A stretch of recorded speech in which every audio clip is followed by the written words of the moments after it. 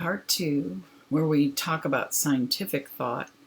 And something that's a good reminder is to say that this idea of scientific thought, mathematics is a science. So I just wanted to emphasize that. So let's just go through the last part of this training a little more quickly. Because I know with all the outdoor experiences your children are having, they're getting a lot of these things. I just want to emphasize them. And again, when you're using photographs as you do, this is a great way to communicate to parents. And if you decide to share with other teachers, new teachers, which is what we're doing this year, then you have language, professional language you can attach to it. And it really honors and respects the work that you do every day. So I wanted to tell you a little bit first about an artist I love named Andy Goldsworthy, and I'll let you watch this video on your own. It's about 8 minutes long, but I think you'll see as he talks, he's a great inspiration for things that you might want to use as provocations. I know Austin uses that language with you because of the connection to developmental pieces and also Reggio Emilia that we've talked about. And he's a really incredible artist, and I've actually used him with my 4- and 5-year-olds and kindergarten students in the past. So I'd encourage you to look at that. You can kind of read over here some of the things that he does that are particularly wonderful. So let's look at the sciences of early childhood. Again, you're doing this all day, every day. We're just giving some language to it.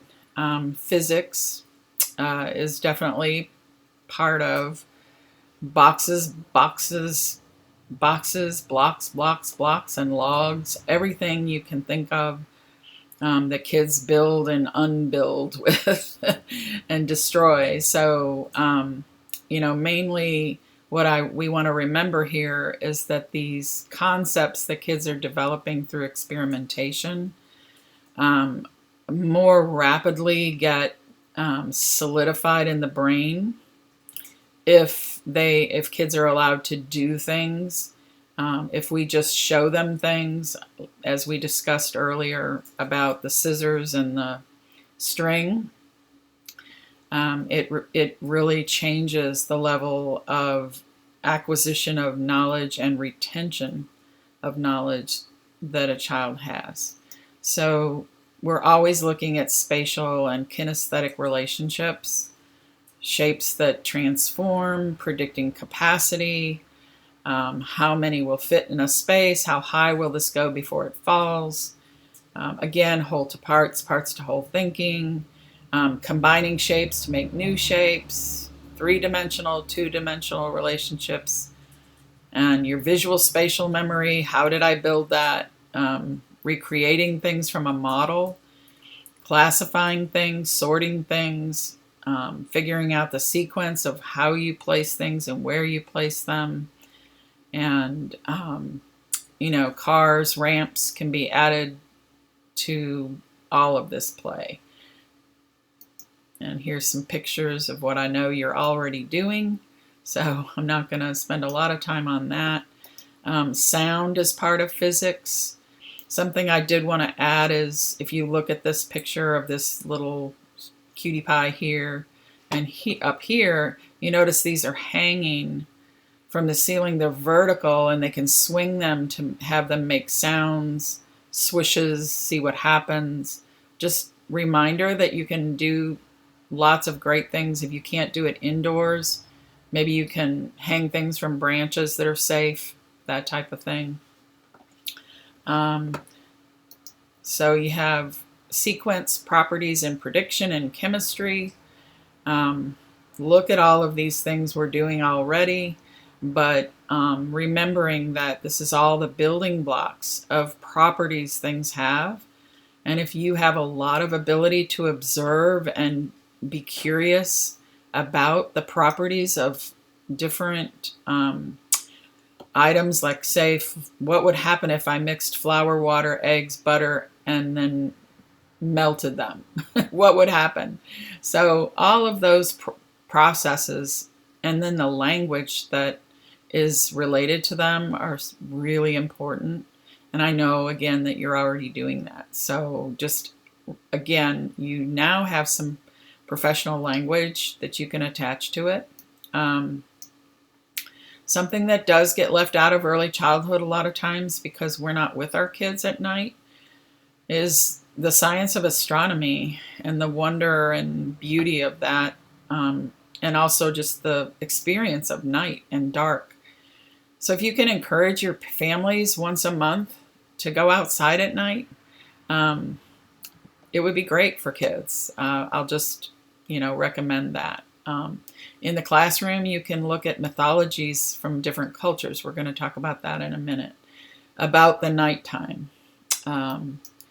And you're also, again, I know you're doing a lot of this in your classroom, but the elements, the kingdoms, the plant kingdom, the animal kingdom, all of these things, especially I think kids can understand the difference between wild and domestic animals as they get to be 4 or 5 years old.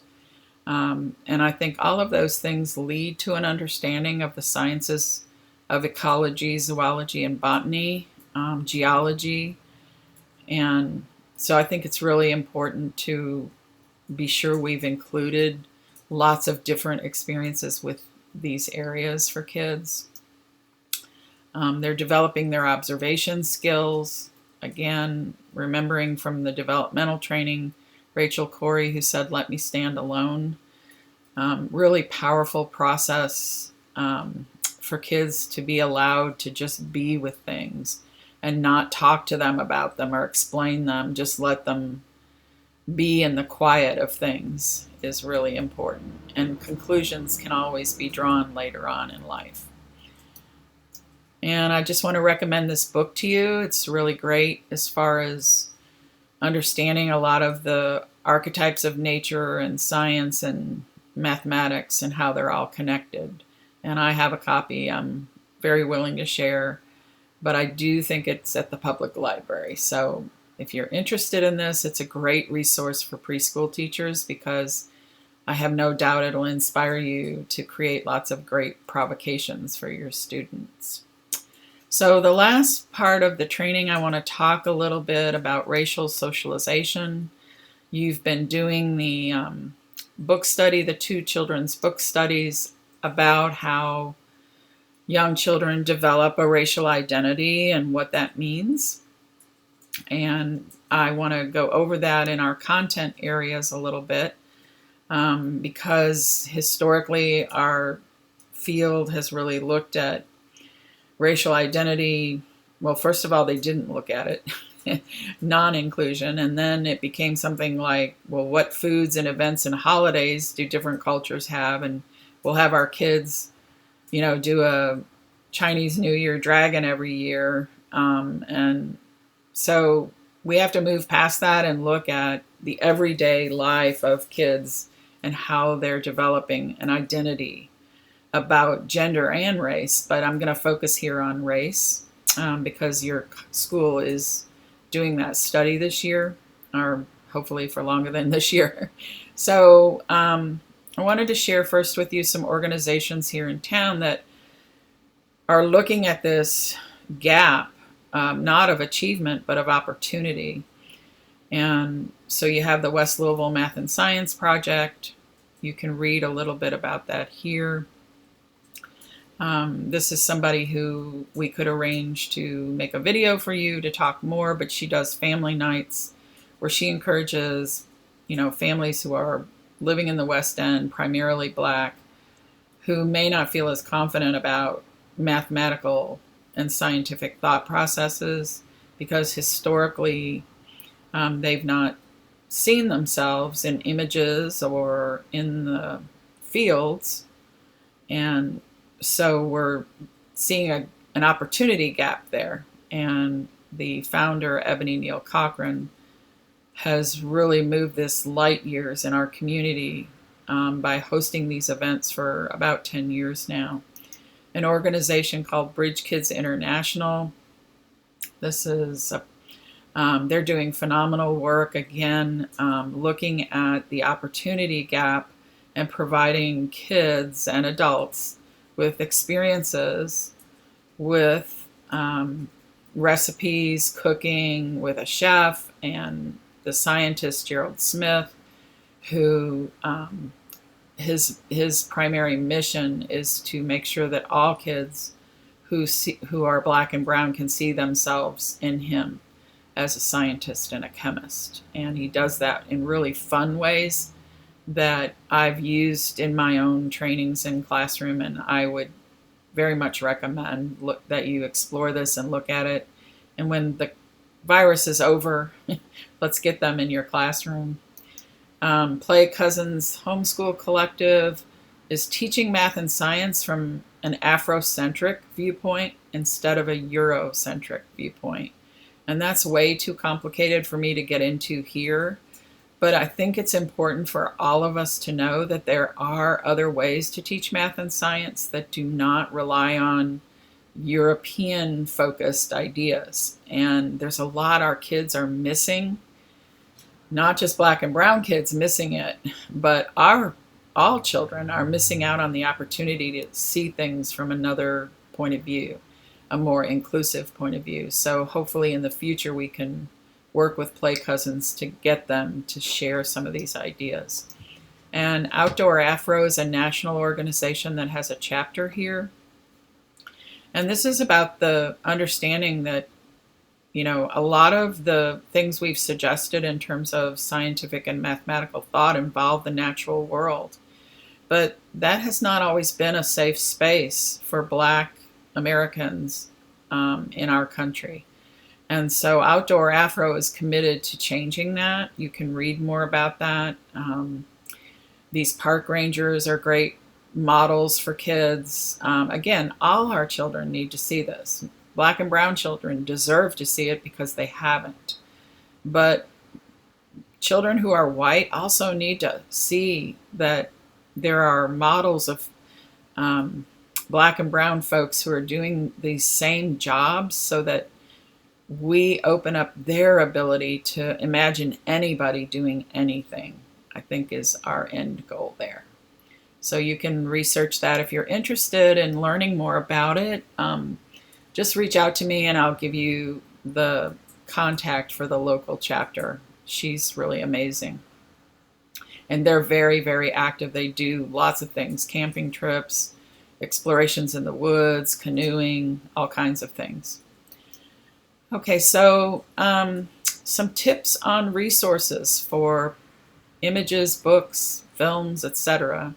that are related to math and science studies. When you're looking at these, there are way more examples now of all kinds of anybody doing anything.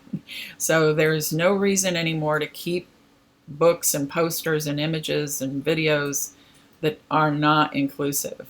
And so here's 3 that I love right here. But there are plenty of them out there. The main thing is that you're looking for them. They do exist, and we can provide more of a list, but look at what you already have in your classroom in these categories and how inclusive are they really.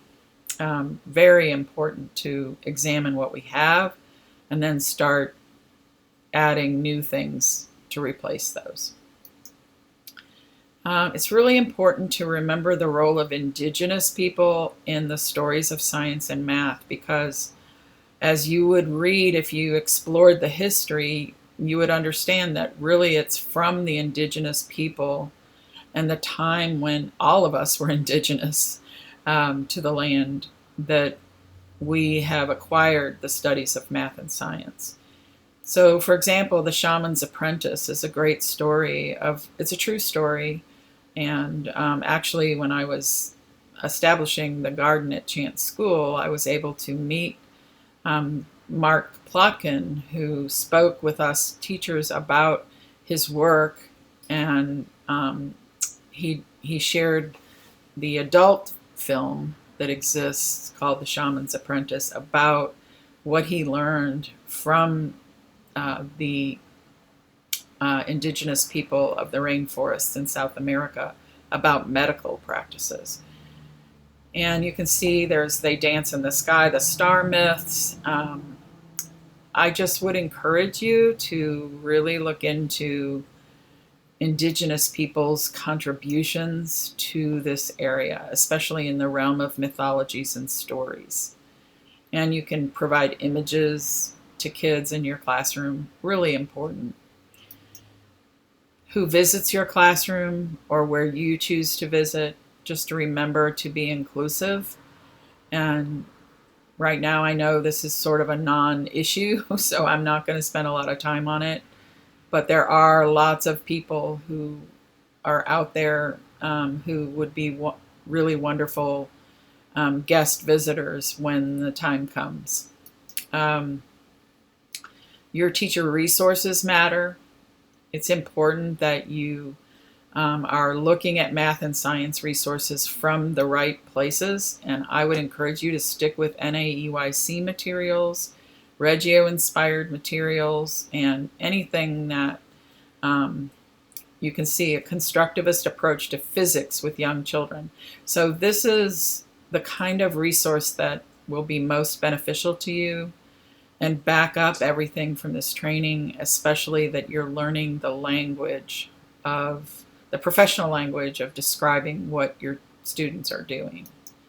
So for your last discussion, I'd like you to talk about how much of what you've thought about racial socialization and the curriculum, and just pick one of these items that I've just mentioned, of the 4 that you'd like to work on. And for your submission, you'll see here that you're going to review those 4 slides and choose one of them. And that's something you'll just email me. And we'll just pool your answers. You don't need to write a lot about that. We're just going to pool your answers to look at what we might do in the future. So, submitting for this training. You're going to submit, I look at the views. Again, I'm not counting them. I just want to make sure for Tris that I can say that I can show that the video was viewed. And the embedded videos also. And then just pick one picture of the star pose yarn drawing that you did. If you're home, maybe you could do it with a child or family member. If not, just explain that to me. It's not a problem.